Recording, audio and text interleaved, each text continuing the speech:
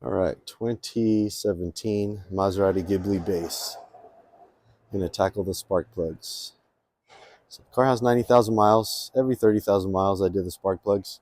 There's no misfires or anything, so the coil, ignition coils are good.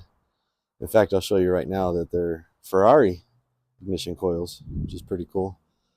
Wheels, choice of my wife. Same with the brake calipers. That's a similar blue as the MC20. My wife wanted to make sure she got some of that in there.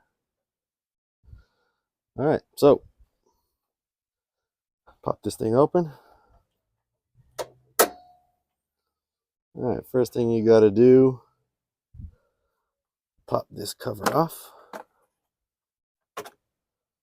Set it down somewhere.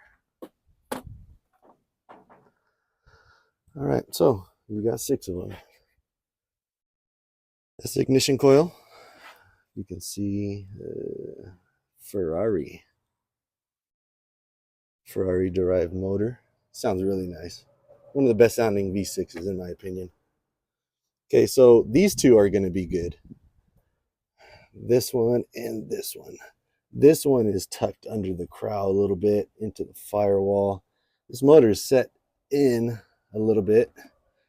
Those might be a little difficult. Might need an angled extension. Should be all right though. I've done it a couple times. Actually, I've only done it once. This is my second time doing the spark plugs. But yeah, the ignition coils seem to be running really well.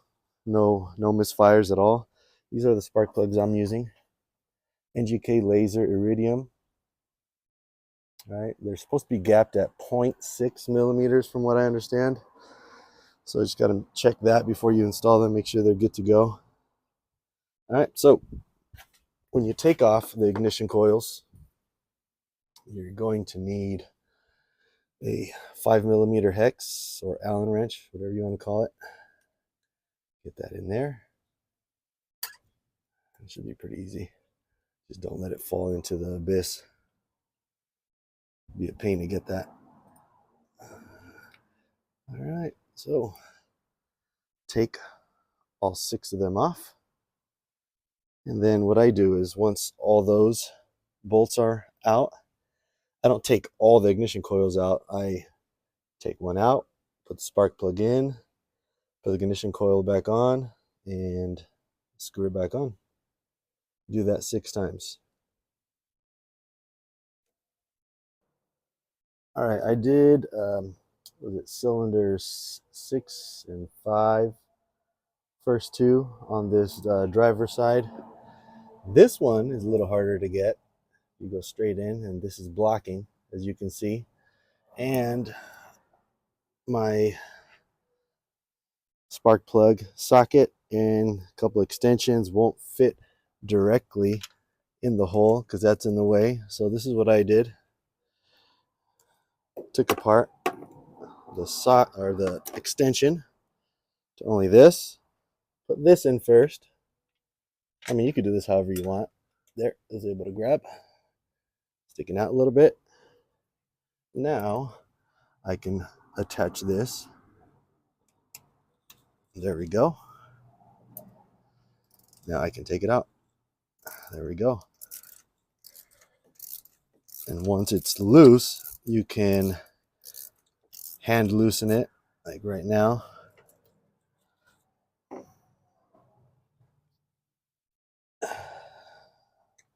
There, I'm able to loosen it up.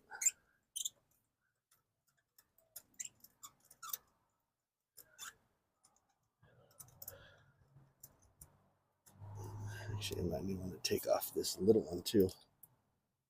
So I only have this piece to worry about. It might be too long how I had it before.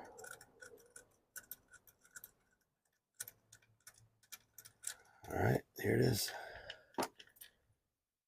And there it is.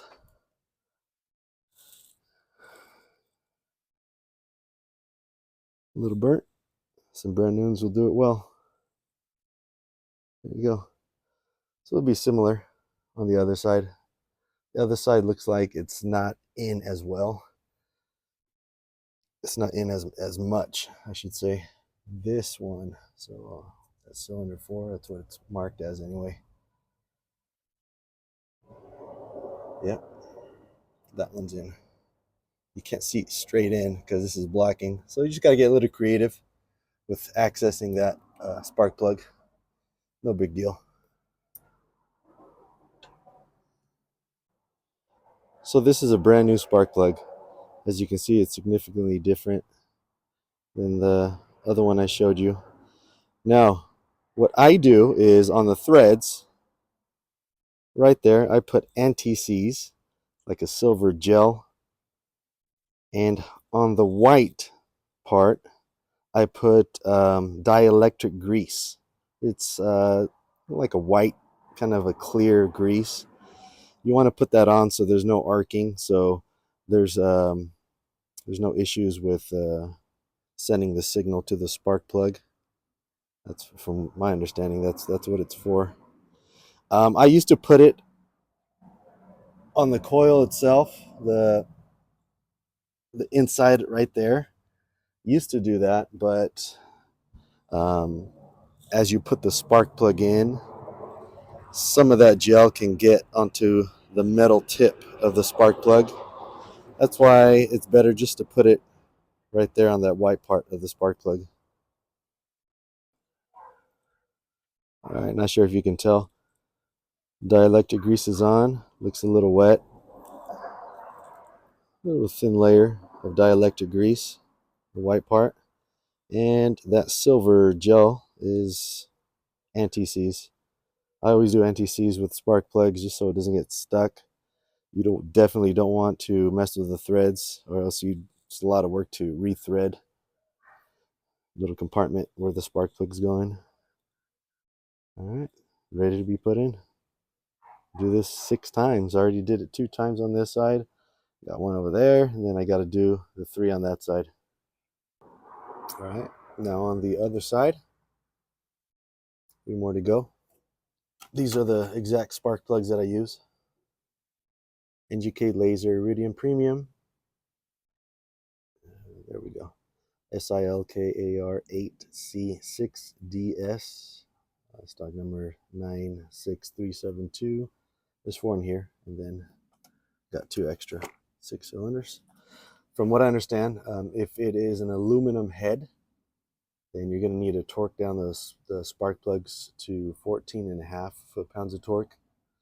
If you have an iron head, it is 18 foot-pounds of torque. So there's a little bit of a difference in terms of tightness, depending on what head you have. All right, spark plugs are in. Tightened the ignition coils, put the cover back on. Now ready to go. I admit one of the spark plugs actually fell into the abyss. Didn't catch onto the spark plug socket magnet. Just fell and tumbled down. Found it after half an hour of searching. um, Thought it was going to be damaged or I needed a new one, but it was just a little dirty. Not damaged at all. The tip was fine. Just had to clean it up and reapply the anti-seize and the dielectric grease. But everything's good. Spark plug change, simple as that.